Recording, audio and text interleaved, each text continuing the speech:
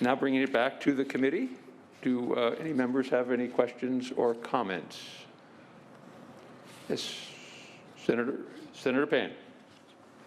Thank you, Mr. Chair, and yeah, and appreciate the various comments and participation of people on this post-constitutional amendment, which will go to the voters. So what we are doing today is basically deciding whether to put it before the voters and allow the voters and the people of California to make this decision.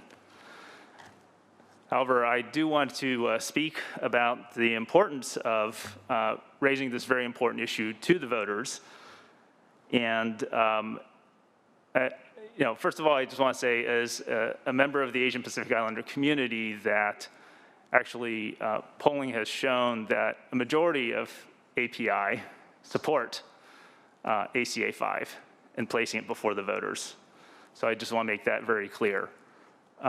Second of all, I do hear and recognize that there is a segment of the API community, primarily Chinese Americans, who have concerns about this. And I think it, you know, I will tell you, I'm a father. I have 2 children. I remember applying for college and hearing rumors about quotas and certainly discrimination against applicants who are Chinese American or Asian. Some of that perhaps grounded in fear. There may even been some truth to that, but it wasn't because black or brown applicants were going to take away my spot. In fact, I would say that more realistically, it was going to be the alumni preference or the person who had the wherewithal to participate in certain sports that perhaps actually would be the ones I'd truly be competing against, not based on our merits, but based on their privilege and their wealth. And so certainly I hear the fear that some of the people who are in opposition, they're concerned about their own children's chances of getting a so-called top slot or top college. But I think we need to really examine what the issue is when it comes to that. The other thing that I also want to mention is that certainly I think many of us want to embrace this idea of a meritocracy, but how do you have a meritocracy when we have structural racism? And I want to just speak specifically to the API community because, first of all, I think many of us have experienced, no matter how many generations our family have been in the United States, whether they were born here or were immigrants here, during the COVID-19, people did look at the color of our skin or perhaps the slant of our eyes or whatever other feature. They didn't look more deeply, and they blamed us, and we were called foreigners and people who spread diseases, when we ourselves are the ones who are taking actually many the steps to help prevent the spread of the disease. And I hope that's a reminder that, unfortunately, as much as we may desire the situation, there is work to be done. The second thing I'd also want to mention is actually I chair the Select Committee on API Affairs. And when we had a hearing looking at essentially the glass ceiling for API. So let me just give one example. I appreciate your indulgence, Mr. Chair. I'm a physician, all right? And certainly applied to medical school, we can look around and some Asians, I want to say only some, Pacific Islanders do not. Many of the Southeast Asians are underrepresented in medicine. My background is a child of immigrants from Taiwan. We probably are overrepresented in terms of proportion of the population. All right. And so when you look around at medical school classes, you look, and then I went on to be a faculty member at UC Davis, you look around at medical faculty and you go, oh, well, doing pretty well there, right? When you look at department chairs, not so well. When you look at deans, so think about it. We have like 150 some medical schools in the United States. We don't have a single API medical school dean. So what happened there?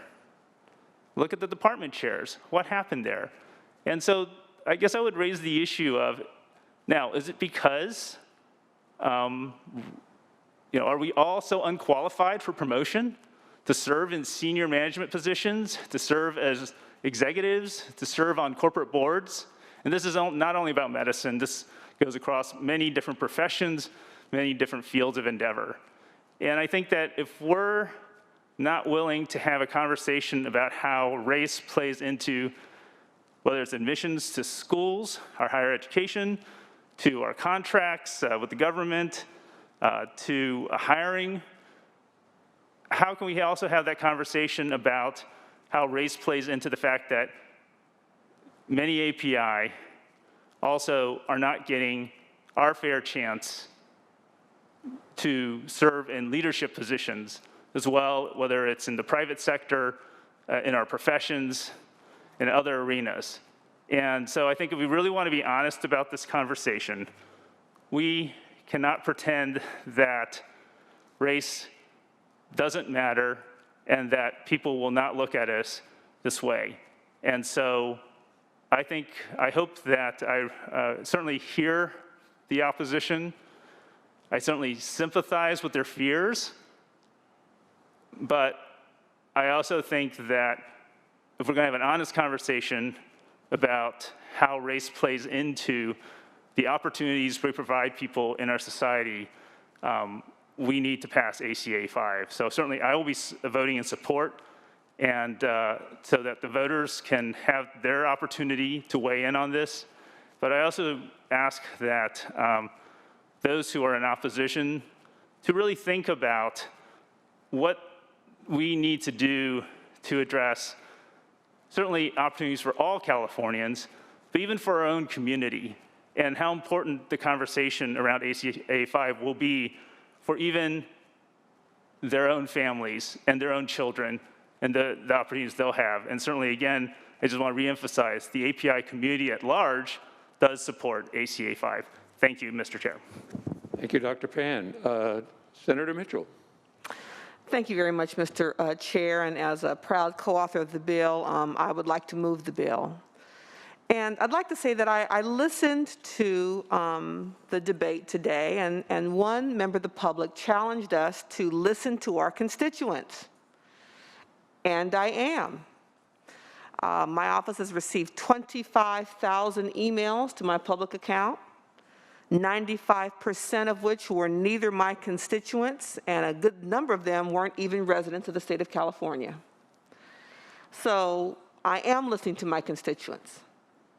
And those are Kaiser Permanente, Advancement Project, Asian Americans Advancing Justice, the Alliance for Boys and Men of Color, the Black Students of California United, the California Community College Chancellor's Office, the Commission on the Status of Women, our constitutional officers, Insurance Commissioner Ricardo Lara and Controller Betty Yee.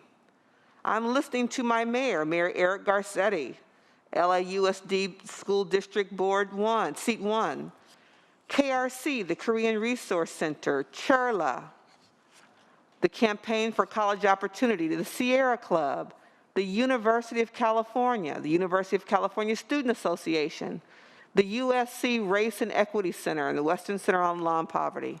I am listening to my constituents. And it strikes me in this day and time why anyone would choose to oppose a policy that aims to acknowledge the role that bias plays in one's ability to access higher education and fair business opportunities. That in and of itself is beyond me. What I do hear, and what I find quite painful, is a blatant disregard for the history and life experience for a group of people other than one's own. That, from my perspective, in and of itself, could be considered bias. I'd like to compliment the committee consultant for writing a very comprehensive analysis, and would encourage all, including the members of the public, to read it. I'm sure it can be found on the Senate Labor Committee's website. Because what's important on page 2 of this analysis is it puts Prop 209, passed in 1996, in a historical context It reminds us of what was going on in our state during that time. And as the analysis states, one of the co-authors of the California Civil Rights Initiative, which became Prop 209, was an anthropologist in the Cal State system, Glenn Custrid, who, in a book, The History of 209, the book entitled The Colorblind, California's Battle to End Affirmative Action, he described his journey to opposing affirmative action as born for his discomfort with diversity and multiculturalism. And he states, and I quote, permission to read, Mr. Chairman? Thank you. As an anthropologist, I know that when you've got diversity, you have a problem, which means that you've got to come up with ways to deal with it in the most realistic way possible. He also described multiculturalism as, quote, terribly misguided, and was concerned that a peaceful America was not possible without a common ground between all Americans. Where America could find Custrid's common ground is unclear, but apparently it was not found in either multiculturalism or diversity. Rather, noting the text of the California Civil Rights Initiative, the common ground is in the denial of differences, a colorblind and gender-blind society. I would argue that many of the arguments I've received in opposition to ACA 5 are full of misinformation and tragically they're vitriolic in terms of their comments about people of color, quite frankly. You know, and whatever your perception is of what a colorblind society even is, the data suggests that we are not currently living in one. Instead, the data suggests that we live in a deeply unequal society where the tools to compete in society are unevenly distributed and distributed in a manner that perpetuates inequality between races and gender at all levels of class and society. You know, I heard a number of witnesses in opposition acknowledge their role as mother. I too am a mother. And they talked about not wanting to have to tell their children that they were being judged by the color of their skin in 10 years. I have to make sure that my son understands that he's judged by the color of his skin every single day of his life. You know, personally, this notion of a colorblind society I find offensive because it denies who I am, my rich cultural heritage and background that I'm quite proud of.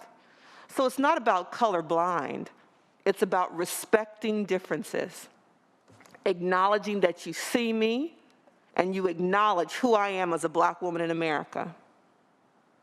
And so for all those reasons, again, it gives me great pride to create an opportunity in 2020, not in 1996 where we had an ambitious governor who was trying to run for president and was going to run on the backs of fear that he helped perpetuate of immigrants and communities of color.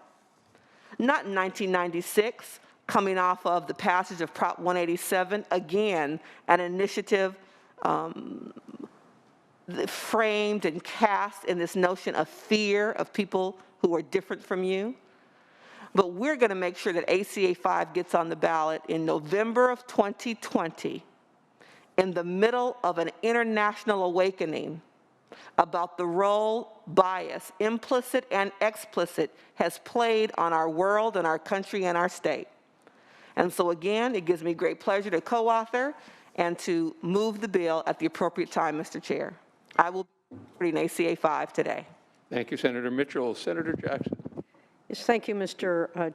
Chair and members, and I also appreciated the robust discussion, also the number of people in support and the number of people in opposition.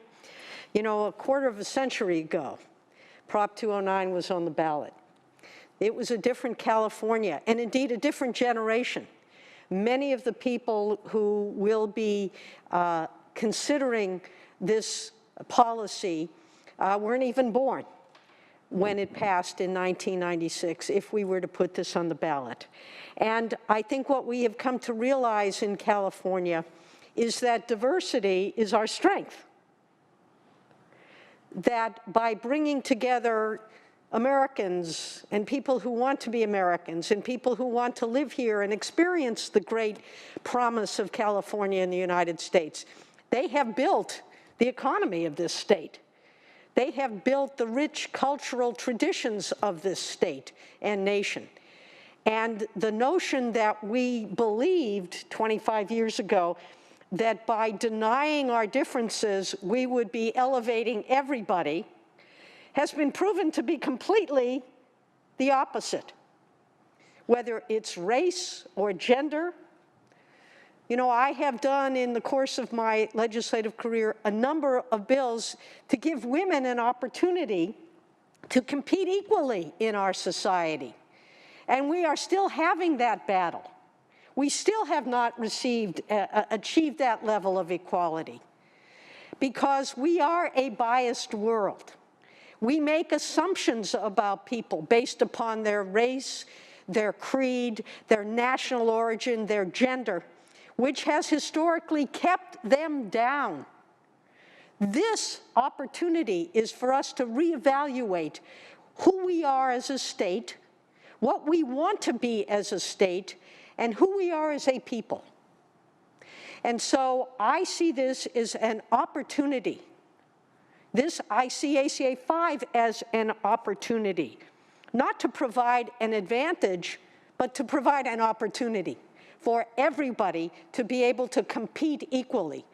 And I think it is incumbent upon us to put this on the ballot so that the people of California can decide whether they believe this so-called racially and gender-blind policy has been effective and whether it should continue to be pursued. Because if you look at what this world looks like today, what our California looks like today, clearly this issue deserves an opportunity for the people to reject that policy and to truly recognize that our differences are a strength and not to be pushed under the rug.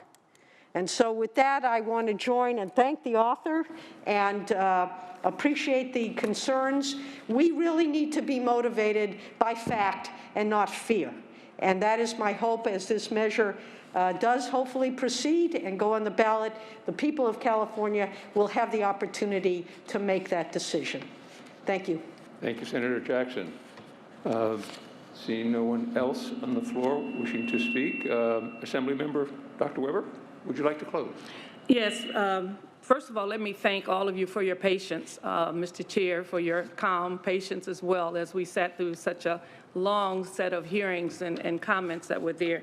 I want to thank all of those who did testify. I think it is important that people have an opportunity to express themselves, whether they're in favor of a bill or opposed to one. We learn a lot about what we hear and what the fears are and what the concerns are as legislators. And so I always welcome opposition as well as those who are proponents of a bill to come and to share with me their feelings and their fears and their concerns, because we take those into considerations. Having been a professor for 40 years at the university, working in ethnic studies for so long, I would never introduce any bill that would promote discrimination and hurt and harm to any particular group.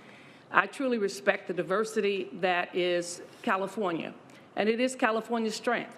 And California has to recognize that it is strong because of the people who live here and who come here and who expect to be respected here. But we also have to realize that we can never solve a problem that we refuse to see. And that's what we see in the streets today, a problem that it has existed and festered for so long. And we have turned a blind eye to it, believing that because we have a wonderful state with wonderful beaches and wonderful weather, that somehow or another that will cure all of the ills of California, and it does not. And so with that in mind, there's a coalition. And even though my name is on this bill as the first name, I was laughing because it was not supposed to be. I was supposed to be the last name. I don't know who twisted it all around, but anyway, my name ended up being the first name on the bill. But this bill is a coalition of people in this House. This is a coalition of all of the ethnic caucuses, the Women's Caucus, the API Caucus, the Jewish Caucus, and I'm trying to block LGBT Caucus, all of the individuals who know how important it is to be included, to be given an opportunity to be successful. I'm always pleased that so many people quote Martin Luther King. No matter where he is, his name is always invoked and his words are always important. But they have to realize the true king, the full king that is there. When he talked about, I don't want to be judged by the content, the color of my skin, but by the content of my character. That was contained in the I Have a Dream speech. That was a dream. That was not reality. That was dream. That was aspirational, what he hoped we would achieve. But he realized in the process that you had to continue to fight, that you had to recognize the problem before you could ever solve it. And so as we quote Dr. King, keep in mind that we have yet to arrive at King's dream. We're constantly working on it. And as we get closer, somehow or another, we get pushed back further away. And so we have to be conscious of the fact that this is a dream that all of us share. None of us want to ever be judged by the color of our skin, but by the content of our character. But we also recognize that sometimes the color of our skin helps to develop our character and helps to make us strong, helps us to understand what we contribute to the world. This bill, ACA 5, is a bill longing to come to this House and to the people of California, because we need this conversation. We need this effort. We need what it means to take an affirmative step, which doesn't mean giving away things, but it says that you have made a conscious effort to break down the barriers that exist in our society, a conscious effort to get rid of sexism and racism. You have made a conscious effort to see the ability of individuals in California and to give them the opportunity to grow and to develop. I want to thank you for your comments. I think all of us look forward to a California that we can someday live up to King's dream. But we know that that in order to achieve that dream, you first have to wake up and realize where you are and begin to work towards the dream. So with that in mind, I respectfully thank all of you for your patience and your time, Mr. Chair, and respectfully ask for your aye vote for ACA 5. Thank you very much, Dr. Webber. And first, I want to begin by thanking you for your steadfast leadership in really navigating ACA 5 through some of the very challenging waters that you found it in. And revisiting Proposition 209 has been a long time in coming. I'm glad this day will not be delayed any longer. In that spirit, in order to ensure that this measure before the Senate can get there as soon as possible, I will not be asking to be added as a co-author, despite the fact that I deeply wish I could add my name to this measure. So I'll just say that I hope you welcome me as a spiritual co-author on this very important measure. A large part of the reason I wish to be added as a co-author is because I believe that ACA 5 helps us rise to the match our current moment in history. I remember Watts in 1965, and I remember I joined the California Army National Guard a year later, and most of the training was revolved around domestic violence and street violence that we had to look at and prepare for, knowing that it may come. I remember how Chief Parker, the man who coined the term thin blue line, actively made choices that inflamed the situation. And I remember how in 1966, the people of California elected Ronald Reagan, who did not make racial justice and reconciliation the cornerstone of California policy. I also remember the 1992 riots. I remember my rage at how Rodney King was viciously beaten by really out-of-control police officers who were later found not guilty. I remember how Daryl Gates paraded his racism and mismanagement for all to see. And I remember my intense sadness when the people of California succumbed to Pete Wilson's actions in Proposition 187 in 94, and as mentioned, Proposition 209 in 1996. Today, California is at a similar crossroads. Just as 1965 and 1992, people of color are rightfully angry at a long history of institutionalized racism and policies that say, your lives don't matter. And just like in 1965 and 1992, the people of California have the chance to reject racism, reject institutionalized oppression, and say, Black lives matter. Brown lives matter. The lives of people of color matter. 2020 needs to be different.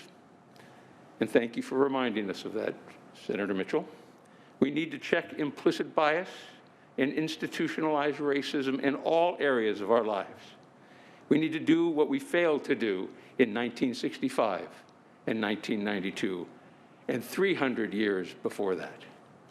I believe that ACA 5 is a small but crucial step towards healing and addressing the dubious aspects of our state's legacy.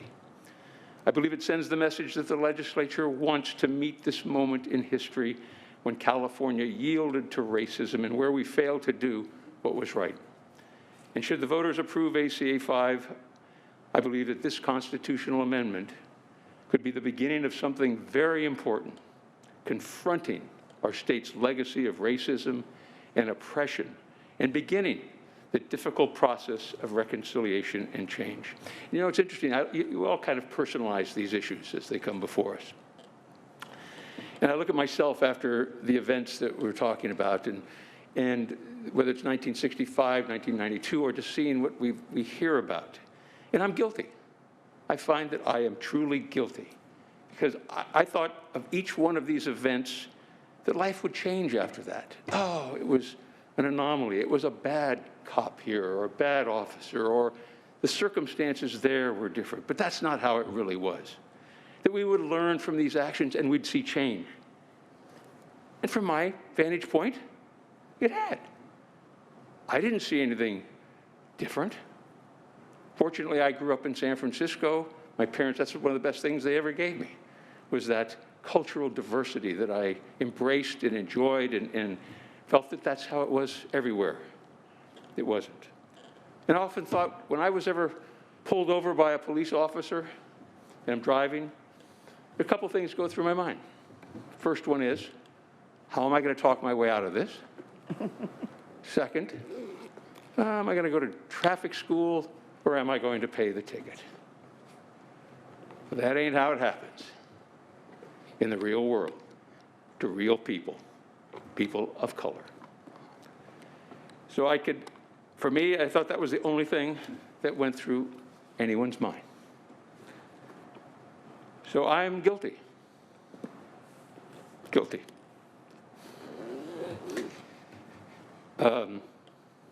Little did I know. Maybe little is all I wanted to know. So my assumptions have been wrong. Now we have to change, and we must change.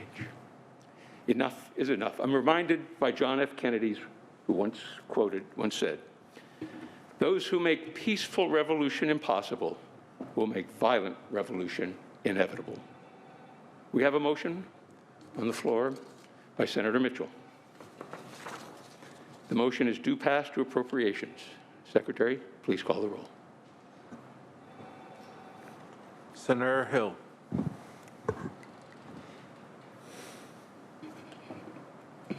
The motion is due pass to appropriations. Members, please turn on your microphones in order to be heard.